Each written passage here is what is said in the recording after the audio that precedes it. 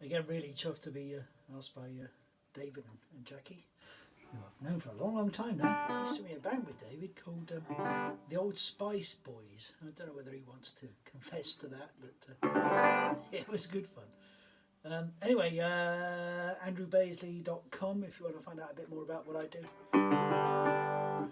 One thing that's not on there much is the fact that I do a lot of used to do a lot of lecturing about the history of blues and what makes it sound the way it does, and that was the whole basis of my lectures. Was we'd start by saying, here are some blues songs, tell me what you hear, what's so different about blues. And you know, it would involve the kind of notes, the kind of music, the strong sense of rhythm and bass lines, and the lyrics and the subjects and the structures of the songs.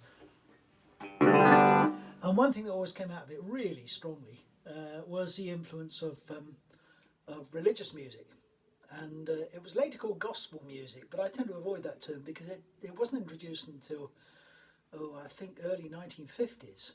And funnily enough, the whole phrase gospel, and this is a very key part of the history of black music, was introduced. The word was introduced by a bloke called Tom Dorsey, and he was earlier known as Georgia Tom Dorsey, and he himself was very, very important in the history of music, in blues music, in that he had a little band, and this in the 1920s, early mid-20s, and their lead singer was a lady called Ma Rainey, and it was at a time when records were first being released, and the record companies discovered southern black music, and people like Ma Rainey became big stars. But Georgia Tom Dorsey was at the back of all that. And anyway, that's beside the point really. I won't call this gospel because way before that, one of the key elements of the development of what we now think of as blues music was the fact that in the probably late 18th, 13th, early 19th century, the owners of the plantations were really scared about the fact there might be an uprising of slaves, because the slaves outnumbered the white landowners by huge percentages, and so they tried to what they called de-Africanize them. And whilst they loved their spirit and their ability to work very hard, they were really scared that they would revolt. And so they tried to tame them in a way by introducing religion, European religion, and they'd bring over vicars and priests from all over Europe, a lot from the UK, and they'd send them into the slave camps and bring them all together to try and introduce this kind of religion. And of course, the Africans and slaves being the way they were, they took it all on board, but gave it their own little edge, the passion and the slid notes and the dancing and the moving that they applied to their own kind of music. They attached to these hymns effectively, and that had a big effect on the way blues music developed.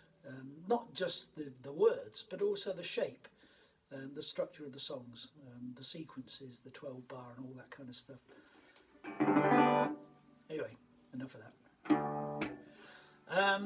What happened later on in the 30s and 40s, way beyond slavery, was that these religious songs still appeared quite often. And some of the old blues singers, like Son House, actually got religion now and again. And they became kind of lay preachers. So quite often they sort of fell back on European-based religion to keep them going in really bad times. But the main point is that you get an awful lot of songs by famous blues singers from 30s, 40s, 50s, and you will nearly always get some kind of religious-based song included in the album, because it was such an important thing for them, one way or another.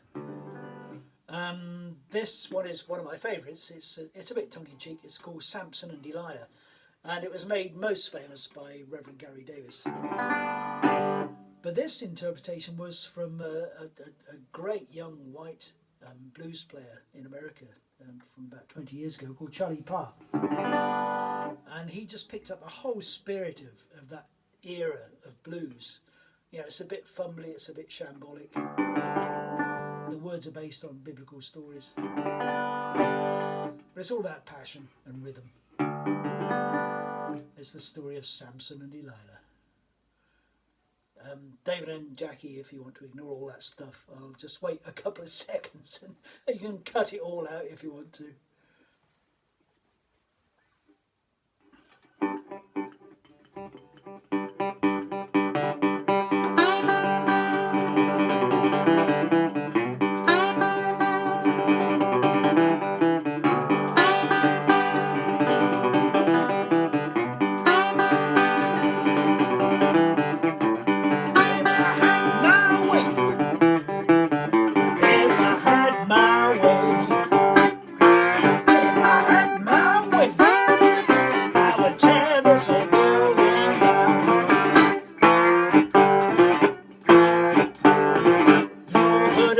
Samson, heard about his birth.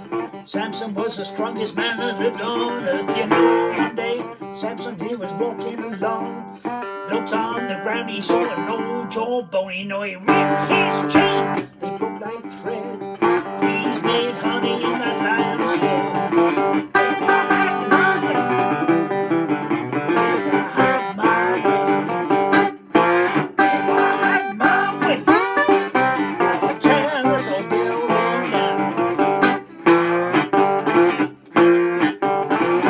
Samson and a lion in an attack. Samson climbed up on that lion's back. You know, you heard about a lion kills a man with his paw. Samson got his hand around the lion's jaw. You know, he ripped that beast. The cat lay dead. Bees made honey in that lion's head. If I had my way, if I had my way, if I had my way, I would tear this old building down. Delilah was a woman, fine and fair, real good looks and cold black hair. You know, Delilah climbed up on Samson's knee. She said, "Where'd you get your strength from? If you please." She talked so fine, she talked so fair. Samson said, "Delilah, you can cut my hair, or you can shave my head, wash my hands. My strength will be as natural as any other man. If I had my way, if I had my way, if I had my way, I would tear this whole building down. Had my way, if I had my way, if I had my way, I would tear this whole building down." Samson and Delilah. Thank you very much. Bye bye.